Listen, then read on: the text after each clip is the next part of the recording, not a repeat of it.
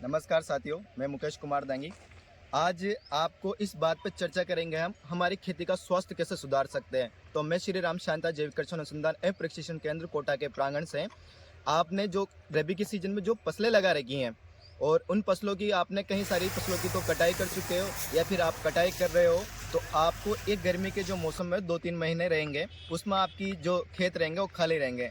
इसमें रासायनिक का उपयोग, पेस्टिसाइड का उपयोग, इसके अलावा अन्य केमिकलों का उपयोग करके हमारी जो धरती है उसका स्वास्थ्य बहुत खराब हो चुका है। तो उसको इन 2-3 महीनों के अंदर इस स्वास्थ्य को कैसे सुधार सकते हैं, तो उसके लिए आपको क्या करना है। तो अब जो 2 महीने के लिए 3 महीने के लिए जो खेत खाली रहेंगे, तो अगर आपके पास में उचित पानी की व्यवस्था हो और आपके खेत पर तार बाउंड्री हो, तो आप उस खाली ज़मीन के अंदर आप हरी खाद लगाए। हरी खाद के रूप में आप ढेंचा लगा सकते हो, सनई लगा सकते हो, मूंग लगा सकते हो, उड़द लगा सकते हो।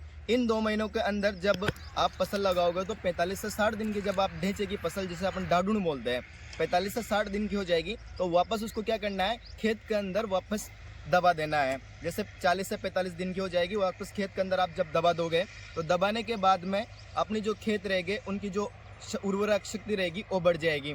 तो आप जो स्वास्थ्य खराब हो चुका वो भी सुधर जाएगा और जो आने वाली फसल है उसका उत्पादन भी बढ़ आएगा। ऐसा तो जो ज़मीन खाली पड़ी रहेगी उसका भी उपयोग हो जाएगा और आने वाली फसल का स्वास्थ्य और उसकी पैदावार भी बढ़ जाएगी। तो आपसे अनुरोध है मेरा, आप हरी खाद लगाइए और हरी खाद के रूप में आप ढेंचा लगा सकते हो। 1 बीघे के अंदर आपको 15 से 20 किलो बीज लेना है। उस 15 से 20 किलो बीज को उपचारित कर लो गौमूत्र चूने से। उपचारित करने के बाद में अपने खेत की तैयारी कर लो और बीज को छिड़काव विधि से आप लगा सकते हो।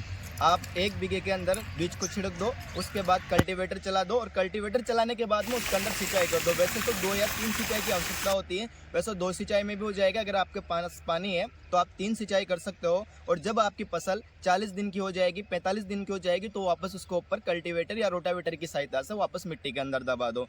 धन्यवाद साथियों।